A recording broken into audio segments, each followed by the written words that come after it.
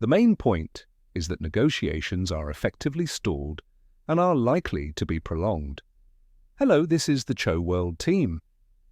This time, Trump is imposing fees on maritime routes. On April 17th, as a follow-up to the Restoring America's Maritime Dominance Executive Order signed by President Trump, it was announced that starting October 14th, an entry fee of $18 per net ton will be levied on Chinese vessels. Regulating most logistics in this way suggests that although Trump claims that tariff negotiations are going well, there has been no actual progress in US-China tariff talks, implying that negotiations will end up being drawn out. Vessels operated by Chinese-flagged shipping companies will be subject to a fee of $50 per net ton, applied up to 5 times per year. Over the next 3 years, it will be gradually increased by $30 per net ton each year. Meanwhile, non-Chinese carriers operating Chinese-built vessels will be charged a fee of $18 per net ton or $120 per container. There are 3 major changes compared to the draft. First, the number of times fees can be imposed is limited to a maximum of 5 times per year. Second, fees are charged only once upon entry into the US, and subsequent movements between ports are exempt. Third, the additional provision based on shareholding ratio included in the draft has been excluded from the final version. New sanctions will also apply to car carriers.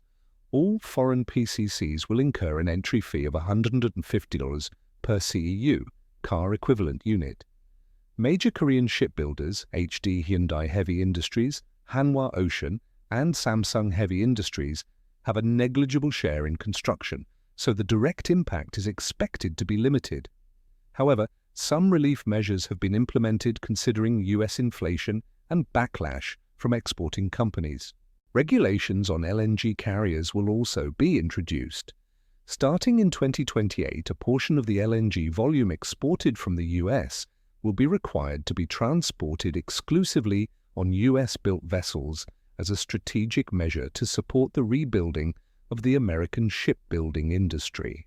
In 2024, China leads the world with a cumulative order share of 71%, followed by South Korea at 17%, Japan at 5%, and the United States at just 0.1%. There are only 21 shipyards in the US, with an annual construction volume of fewer than 5 vessels. After tariffs comes exchange rate controls and then the phase of zero-interest perpetual bonds.